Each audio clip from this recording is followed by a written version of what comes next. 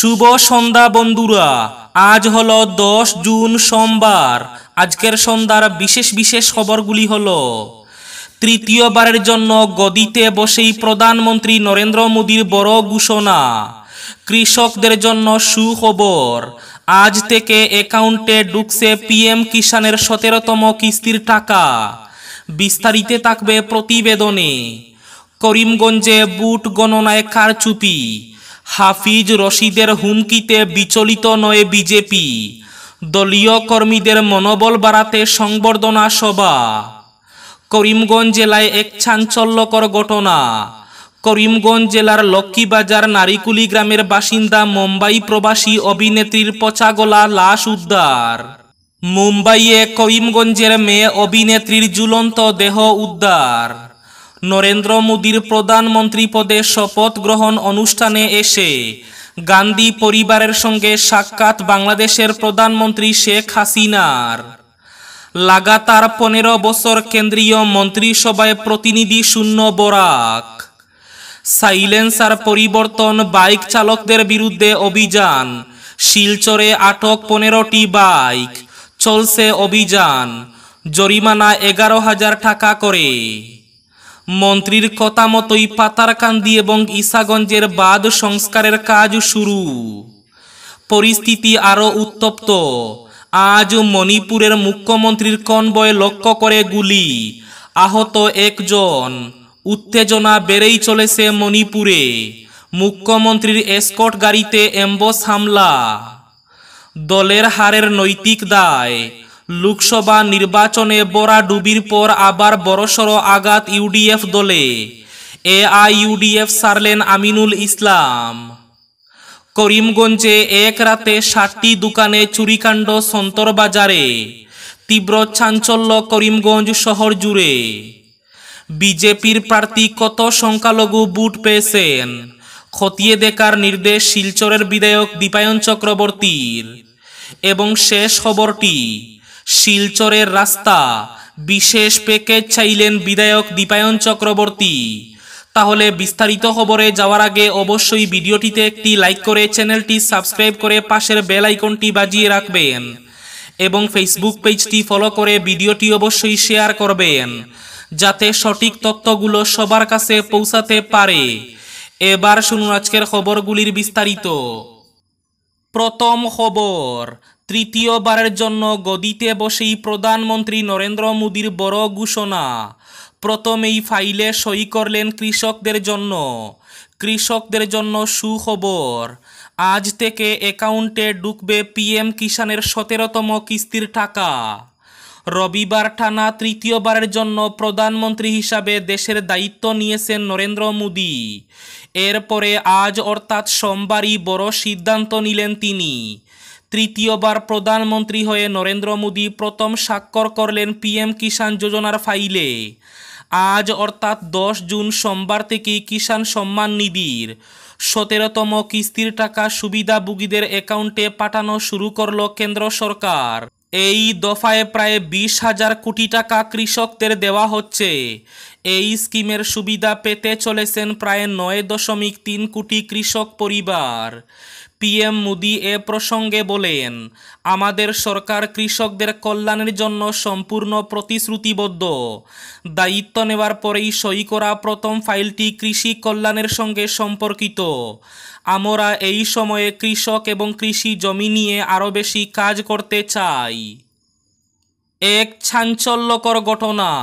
করিমগঞ্জ জেলার লক্ষ্মীবাজার নারিকুলি গ্রামের বাসিন্দা মুম্বাই প্রবাসী অভিনেত্রী নূর মালবিকা দাসের পচাগলা মৃতদেহ উদ্ধার মুম্বাইয়ের তার নিজস্ব ফ্ল্যাটে। প্রাক্তন বিমান সেবিকা পরে শুরু করেছিলেন অভিনয়। বলিউডের তারকা কাজলের সঙ্গে কিছুদিন আগে দ্য ট্রায়াল ওয়েব সিরিজে অভিনয় করে দর্শকের প্রশংসা পেয়েছিলেন তিনি। সেই নূর মালবিকা দাসের ঝুলন্ত দেহ উদ্ধার হয়েছে। পুলিশ সূত্রে খবর, 6 জুন গলায় ফাঁস লাগিয়ে নিজেকে শেষ করেছেন 37 বছরের নায়িকা। 3 দিন পর তার দেহ উদ্ধার হয়। প্রাথমিকভাবে এই ঘটনাকে নিজেকে শেষ করার ঘটনা বলেই মনে করছে পুলিশ। তবে এ নিয়ে তদন্ত শুরু করা হয়েছে। জানা গেছে তার বাড়ি করিমগঞ্জ জেলার লক্ষ্মীবাজার নারিকুলি গ্রামে। করিমগঞ্জে বুট গণনায় কারচুপি, হাফিজ রশিদের অভিযোগে বিচলিত নয় বিজেপি, দলীয় কর্মীদের মনোবল বাড়াতে সংবর্ধনা সভা। বুট গণনায় কারচুপির অভিযোগে এনে কংগ্রেস প্রার্থী হাফিজ রশিদ আহমেদ চৌধুরী নির্বাচন কমিশনে যাওয়ার হুমকি দিলেও ন্যূনতম বিচলিত নয় শাসক দল বিজেপি, বরং তারা দলীয় কর্মীদের উৎসাহ দিতে সংবর্ধনা সভার আয়োজন করল। রবিবার শ্যামাপ্রসাদ স্মৃতি ভবনে দলীয় কর্মীদের মনোবল বাড়াতে সংবর্ধনা সভার আয়োজন করে শহর মণ্ডল বিজেপি। লোকসভা নির্বাচনে বরাডুবির পর আজ আবার বড়সড় আঘাত এআইইউডিএফ দলে।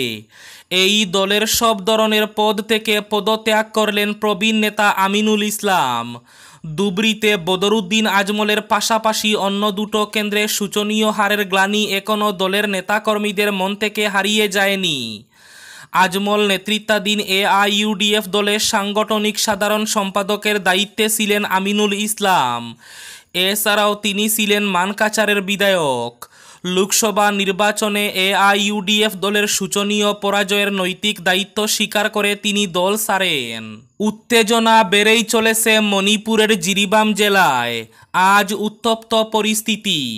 মণিপুরের মুখ্যমন্ত্রীর কনভয়কে লক্ষ্য করে গুলি, আহত একজন। আজ অর্থাৎ সোমবার মুখ্যমন্ত্রী এন বীরেন সিংয়ের এসকর্ট গাড়িতে অ্যাম্বস করে হামলা চালালো বন্দুকধারীরা। আজ সকাল 10:30 নাগাদ এই ঘটনা সংঘটিত হয়। মণিপুর শিলচর 37 নম্বর জাতীয় সড়কের কটলেন এলাকায় এই ঘটনাটি ঘটেছে। এই হামলায় মুখ্যমন্ত্রী বীরেন সিংয়ের এসকর্ট গাড়িতে থাকা মণিপুর রাইফেলসের এক জওয়ান আহত হয়েছেন বলে জানা যায়। এই ঘটনার পর কেন্দ্রীয় পুলিশ ও আসাম রাইফেলস পুরো এলাকা ঘিরে অভিযান শুরু করেছে। চাঞ্চল্যকর চুরিকাণ্ড করিমগঞ্জ শহরে। করিমগঞ্জে বেড়েই চলেছে চুরের দৌরাত্ম্য। এবার এক রাতে করিমগঞ্জের সন্তর বাজারে 7টি দোকানে চুরিকাণ্ড। করিমগঞ্জ শহরে বেড়েই চলেছে চুরের দৌরাত্ম্য। রবিবার রাতে সন্তর বাজারের ব্যবসায়িক প্রতিষ্ঠানের দরজা ভেঙে প্রবেশ করে নিশি কুটুম্বরা। ব্যবসায়িক প্রতিষ্ঠানের দরজা ভেঙে নগদ অর্থসহ নানা সামগ্রী হাতিয়ে নিল চুরের দল। এতে সদর পুলিশের ভূমিকা নিয়ে উঠছে নানা প্রশ্ন। আতঙ্কগ্রস্ত হয়ে পড়েছেন শহরের ব্যবসায়ী সহ নাগরিকরা। এতে ধ্রুব দেব, প্রণব কুরি, শনি কুরি, নিগম কুরি, অনুজ কুরি, সেই সঙ্গে অমল কুরি ও লিটন দেবের দোকানে হানা দেয় নিশি কুটুম্বের দল। নরেন্দ্র মোদীর প্রধানমন্ত্রী পদে শপথ গ্রহণ অনুষ্ঠানে অতিথি হয়ে এসেছেন বাংলাদেশের প্রধানমন্ত্রী শেখ হাসিনা। শনিবারই নয়াদিল্লি এসেছেন তিনি। রবিবাসরীয় সন্ধ্যায় রাষ্ট্রপতি ভবনে বিদেশি অতিথিদের সঙ্গে হাসিনাও সেখানে উপস্থিত ছিলেন। প্রত্যেকবারের মতো এবারেও ভারত সফরে এসে গান্ধী পরিবারের সঙ্গে সাক্ষাৎ করলেন বাংলাদেশের প্রধানমন্ত্রী। সোনিয়া গান্ধীকে জড়িয়েও ধরলেন বাংলাদেশের প্রধানমন্ত্রী শেখ হাসিনা। পরে সবার সঙ্গে বসে কথাও বললেন তিনি। রাজ্যের জল সম্পদ বিভাগের মন্ত্রী তথা করিমগঞ্জ জেলার অভিভাবক মন্ত্রী পীযূষ হাজারিকার প্রতিশ্রুতি মতো পাতারকান্দি এবং ঈশাগঞ্জের বাঙ্গা বাঁধ সংস্কারের কাজ চলছে জোর কদমে। বন্যার সময়ে পরিস্থিতি পরিদর্শন করতে এসে বিধায়ক কৃষ্ণেন্দু পালের নির্বাচনীয় কেন্দ্র পাতারকান্দি লঙ্গাই নদীর বাঁধ পরিদর্শন করে 15 দিনের মধ্যে মেরামতে হাত লাগানো হবে বলেছিলেন মন্ত্রী পীযূষ হাজারিকা। কথা মতো 3 দিন থেকে যুদ্ধকালীন তৎপরতায় পাতারকান্দির বিলবাড়ির বেহাল বাঁধ সংস্কারের কাজ দ্রুতগতিতে চলছে। এতে এলাকার জনগণ খুশি। বিজেপির প্রার্থী কত সংখ্যালঘু ভোট পেয়েছেন খতিয়ে দেখার নির্দেশ দীপায়ন চক্রবর্তীর। সরকারি সব সুবিধা পাওয়ার পরেও ধর্মীয় সংখ্যালঘু কিছু কিছু জায়গায় বিজেপিকে ভোট দেননি। এবং এর মধ্যে অন্যতম হচ্ছে উত্তরপ্রদেশ। আগামীতে পুরসভা, পঞ্চায়েত ইত্যাদি গুরুত্বপূর্ণ নির্বাচন রয়েছে এবং সেখানে বিজেপির প্রার্থীদের সঙ্গে যেন বিশ্বাসঘাত না হয়, এজন্য আগে থেকেই তৈরি থাকতে হবে, এমনটাই বললেন শিলচরের বিধায়ক দীপায়ন চক্রবর্তী।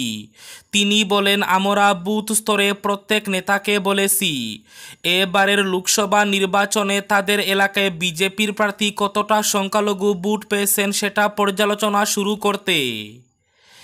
এদিকে সাম্প্রতিক বন্যায় শিলচর বিধানসভা এলাকায় ক্ষতিগ্রস্ত বিভিন্ন সড়ক ও সেতুর সংস্কারের জন্য মুখ্যমন্ত্রী ডক্টর হিমন্ত বিশ্ব শর্মার কাছে বিশেষ আর্থিক প্যাকেজের আর্জি জানালেন বিধায়ক দীপায়ন চক্রবর্তী।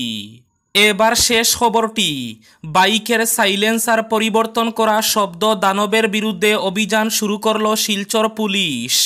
শনিবার থেকে শুরু হওয়া এই অভিযানে এ পর্যন্ত আটক করা হয়েছে 15টি বাইক। কোম্পানিগুলো যখন বাইক তৈরি করে তখন এমন সাইলেন্সার লাগানো হয় যাতে বাইকটি চলার সময় কোনোভাবে শব্দ দূষণের নির্ধারিত গণ্ডি পেরোতে না পারে। কিন্তু রূপালী পর্দার হিরোদের অনুকরণ করতে গিয়ে অনেকেই এই নির্ধারিত গণ্ডির মধ্যে আবদ্ধ থাকতে পছন্দ করেন না। নানাভাবে কারিগরি করে সাইলেন্সার বদলে এমনভাবে লাগানো হয় যাতে সৃষ্টি হয় বিকট শব্দের। শিলচর ট্রাফিক পুলিশ থানার ইনচার্জ মানব মালাকার জানিয়েছেন, শনিবার এবং রবিবার দুদিনে 15টি বাইক আটক করার পরও অভিযান অব্যাহত রয়েছে। ধরা হবে এমন আরও বাইক। এতে জরিমানা গুনতে হবে 11,000 টাকা করে। এই ছিল আজকের সন্ধ্যার বিশেষ বিশেষ খবরগুলি। ভিডিওটি অবশ্যই লাইক করে শেয়ার করে দেবেন।